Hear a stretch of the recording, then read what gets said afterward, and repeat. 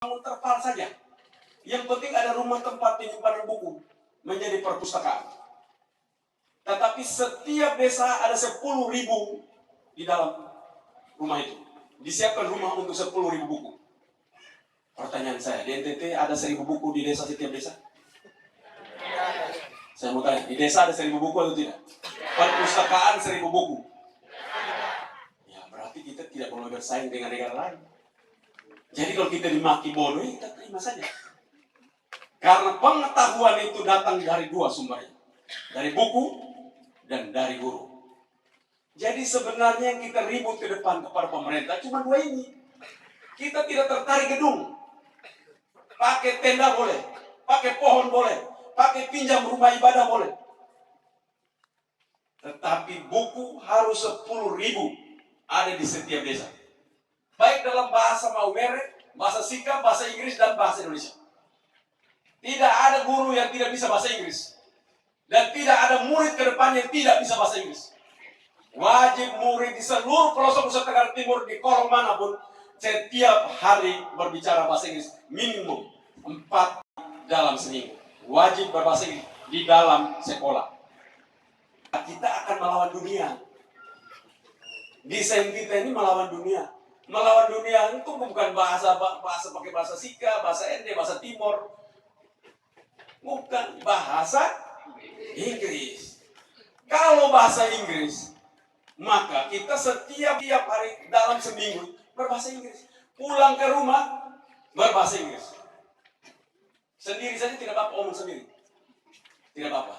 Karena bahasa itu skill. Setiap hari kita pakai, kita pintar. Kita bisa bercakap. Tidak kita bercakap setiap hari, hilang bahasa itu. Bukan pengetahuan. Itu skill. Anak SD, SMP, SMA, wajib. Yang tidak baca 2 jam, nanti akan datang polisi Pamung Prajanya ngecek ke rumah. Punya budaya ini, maka kebangkitan yang kita mimpi, itu sampai. Lalu kemana setelah ini diarahkan pendidikan? 1. Untuk melayani kekayaan kita. Kekayaan kita nomor 1 apa?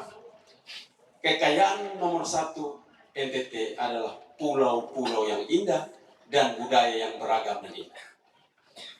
Maka pariwisata menjadi andalan. Pariwisata menjadi kekuatan. Di dunia hari ini, orang bapak mama suka atau tidak suka, mau belajar atau tidak belajar, silakan. Tetapi yang nama sektor pariwisata akan menguasai seluruh sendi kehidupan manusia. Suka atau tidak suka. Waktu tahun 2002, saya menyampaikan ini di Kupang. Waktu mencalonkan diri menjadi gubernur NTT. Umur saya 37 tahun waktu itu. Saya katakan bahwa NTT kekuatannya sebagai penggerak utama ekonominya adalah pariwisata. Saya ditertawakan semua orang. Pada saat itu, sumbangan devisa kepada pemerintah Indonesia lewat pariwisata nomor 12. Waktu 2002 saya ngomong, 16 tahun yang lalu. Hari ini, sumbangan devisa dari pariwisata kepada pendapatan Indonesia hari ini berapa? Nomor berapa? Ada yang tahu? Nomor 2. Nomor 2. Gas, minyak, batu bara, semua di bawah. Tambang-tambang yang besar-besar, emas-emas pun di bawah semua. Nomor 2. Dia hanya kalah dengan 1. Kelapa sawit. Tapi menurut saya 2020-2021 nomor 1-nya. Lompatan yang sangat hebat. Karena itu kita suka tidak suka. Pertanyaannya, kenapa pariwisata begitu luar biasa bertumbuh? Ada 2 jawabannya. Yang pertama, lifestyle, budaya, kehidupan manusia zaman now. Orang bilang kids zaman now. Sekarang orang tidak seperti kita lagi bapak. Kalau zaman kita dapat uang punya gaji, kita kredit bank, lalu kita cicil pelan-pelan beli tanah. Sudah lunas, kita mulai pinjam lagi, bangun rumah. Anak-anak sekarang tidak mau. Dia asal tiap bulan dia bisa namanya dia sewa rumah, dia kontrak kamar, sewa apartemen, 1 cukup. Sisa dia tabung berjalan-jalan, mengelilingi dunia. Karena itu hari ini kita berdiri di sini, kita berjumlah manusia yang menempati bumi ini per hari ini, per detik ini 7 miliar manusia. Dari 7 miliar manusia, 3 miliar traveling. Bayangkan, 3 miliar ini traveling. Berapa banyak itu manusia itu? Kalau kita imajinasikan diri kita, kalau kita serius pariwisata, anak-anak kita siapkan dengan benar, maka berarti kalau kita mampu merebut 0,1% dari 3 miliar itu, berapa itu? 3 juta manusia masuk ke NTT. Anggap saja seperti itu. Umpama turunan 1 tambah ongkos segala macam 10 juta. $1.000. $1.000 berarti kali 3 juta. $1.000 kali 3 juta berapa? 3 miliar dolar. 3 miliar dolar kalau kurs 10.000. Kurs sekarang mau hampir 14.000 kan? Kalau kita dengan kurs 10.000 saja berarti 30 triliun masuk NTT per tahun. Itu bukan hal yang luar biasa. Akan terus. Karena kita ini provinsi indah, bukan saja indah alamnya, tapi budayanya. Baru saja 1 bulan yang lalu, sebuah pulau di Provinsi Nusa Tenggara Timur ditetapkan oleh dunia sebagai pulau terindah di dunia. Pulau apa itu? Bapak mau tahu? Sumba. Pulau ditetapkan sebagai pulau terindah di dunia. Ada di mana itu pulau? Nusa Tenggara Timur. Pulau terindah di dunia. Pulau yang memiliki binatang langka, binatang purbakala yang ada di. Kita pulau yang punya danau 3 warna. Kita pulau yang punya kemampuan untuk berburu ikan paus yang di dunia cuma dua aja. 1 di Afrika, 1 di. Kita segala macam punya semuanya. Kita punya budaya-budaya hebat di Wairebo. Siapa sudah yang pernah ke Wairebo? Naik ya. Nah, saya salah satu. Belum ada ya, udah saya sendiri berarti. Jadi keindahan kita luar biasa. Kita di Maumere punya pantai yang indah-indah, punya wisata sejarah yang luar biasa. Saya heran kita tidak pernah buat itu. Masalahnya apa? Kita belum punya perencanaan. Baik pemerintah, tokoh ada, tokoh kita semua yang sebut tokoh-tokoh, semuanya rata-rata jadi kios saja. Kenapa? Karena kita belum kenal pariwisata. Apa itu pariwisata? Pariwisata itu men-serve imajinasi manusia. Kita men-service imajinasi manusia. Saya belajar ini setelah saya di Yunani. Pimpinnya, cara berpikir rakyatnya, cara berpikir warganya, cara berpikir pemudanya. Kalau pemudanya hanya sekolah-sekolah mangap-mangap, nah hanya udah cari ijazah, cari nilai, ya tidak jadi. Hasil penelitian saya di seluruh Indonesia, rata-rata anak sekolah itu sekolah untuk mencari nilai. Tidak ada yang sekolah cari ilmu. Karena itu ciri khasnya pada saat besok mau ujian atau seminggu mau ujian, mereka belajar serius. Setelah habis itu mereka tidak mau belajar lagi. Nilainya telah diperoleh. Karena itu literasi Nusa Tenggara Timur terendah. Sangat rendah literasi Nusa Tenggara Timur. Nah, ini desain pemerintah ke depan. Tidak boleh seperti ini. Kita harus menyiapkan secara baik. Kalau kita menyiapkan secara baik, maka tenunan kita jalan semua. Tenunan macam apapun semua terjual dengan baik. Anak-anak bisa kerja lahan kering. Lahan kering itu beda dengan lahan basah. Di dunia, seluruh tanaman lahan kering akan dihargai luar biasa. Mahal. Tidak ada lahan basah menjurai. Lahan kering selalu menjurai itu. Karena itu semua ekspor pertanian lahan kering harganya terlalu tinggi-tinggi. Contoh, satu aja, kurma. Kurma itu di lahan basah atau lahan kering? Lahan kering. Tapi seluruh dunia menikmati manisnya kurma itu pada saat seluruh umat muslim di dunia berpuasa. Tidak ada lagi kurma yang ditanam di mana-mana. Cuma di tempat itu. Karena dia kering. Ada yang pernah makan apelnya dari Israel?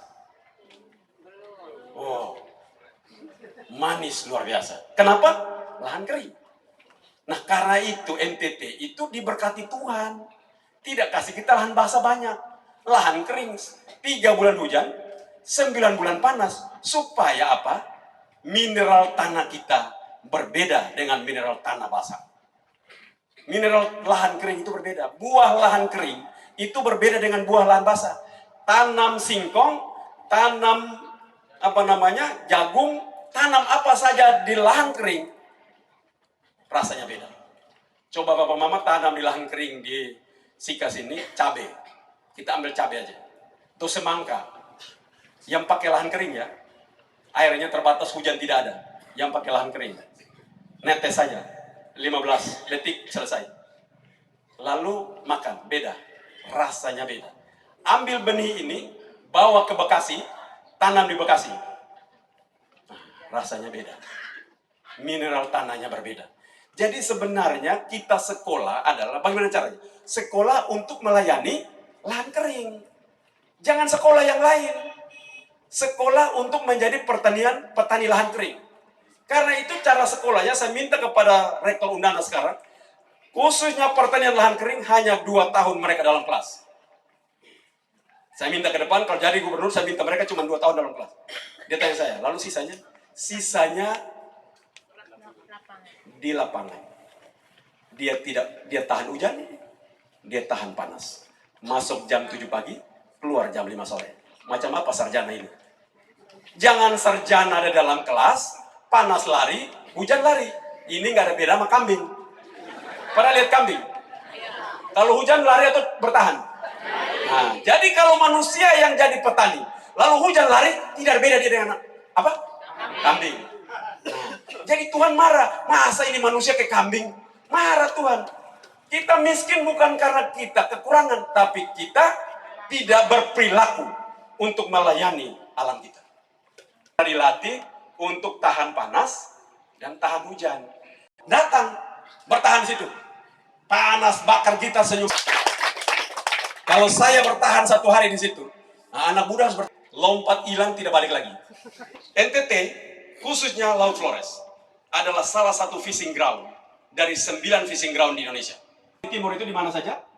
Laut Sulawesi, Laut Banda, Laut Arafura, Laut Flores. Satu yang di Banda saya yang bangun. Satunya belum. Kenapa belum? Ya itu tadi, sekolahnya tidak menuju ke sana. Di NTT tidak ada sekolah untuk orang bawa kapal yang besar. Tidak ada. Nelayannya bawa yang 5 jet itu, masuk di sana, Laut Sabu menghantam, dia tidur masuk di dalam arus, tidak ada lagi. Tidak ada. Kita itu punya potensi. Jadi sekolah dan membangun itu menuju ke potensi alam kita. Kapalnya harus 150 sampai 300 gross ton. Harus. Kalau mau melayani alam kita. Maka pendidikan kita ke depan, kita siapkan anak-anak didik kita untuk sekolah-sekolah perhubungan, khususnya untuk pelayaran itu pelayaran yang kapal besar. Jadi sekolah pelayaran itu wajib ada di Nusa Tenggara Timur. Wajib. Yang kedua, sekolah tentang perikanan itu harus ada di Nusa Tenggara Timur. Dilatih dengan benar. Dan 2 tahun di dalam, sisanya sampai wisuda di luar. Bagaimana dia ketemu gelombang 5 meter lari pulang. Mengerti tentang perikanan ini begini, Laut Flores, bla bla bla bla, arus dengan kecepatan begini, tidak pernah tahu. Macam seperti dulu kami kalau sekolah, ini Budi ke sekolah mempergunakan kereta api. Kita tidak tahu kereta api di mana. Di Semau sana lihat oto saya, sepeda motor saya tidak ada apalagi kereta api. Di sana orang lihat kereta, itu kereta api berkita melotot. Wih, ini besar betul. Nah kita ini persis kayak begitu. Perikanan, tapi dia hanya tahu saja. Dia tidak tahu itu ikan itu dari mana datang. Laut itu seperti apa. Musim apa, model apa. Bertahannya macam apa. Tidak tahu. Jadi kalau menurut saya, kepala dinas perikanan kita, kalau dibawa ke laut 3 bulan, habis itu kita pulang dia sudah mati. Ikan yang tidak paham terhadap alam yang Tuhan kasih. Kami milih perikanan dan kelautan, 2 tahun teori. Sisanya buku kau bawa, kau masuk dalam laut. Sama mereka, di sana. Skripsimu ditulis di atas itu. Bagaimana penderitaannya, bagaimana harus dibangun. Dari sana. Yang tulis skripsi di darat, tidak laku. Skripsi ditulis di laut. Kami memang menulis skripsi dalam penderitaan di atas laut, kapal dan nama kapal kau sebut di situ. Nah, itu baru top. Itu baru kita bilang, wah ini orang TT jago-jago sekarang. Baru ngomong tentang perikanan, berarti manusia ini manusia mengenal alam, mengenal medan tempurnya. Kalau kita sekolahnya, pendidikannya, saya belajar tentang perikanan, tapi tiap hari di danau. kita, khususnya manusia pemimpin NTT, adalah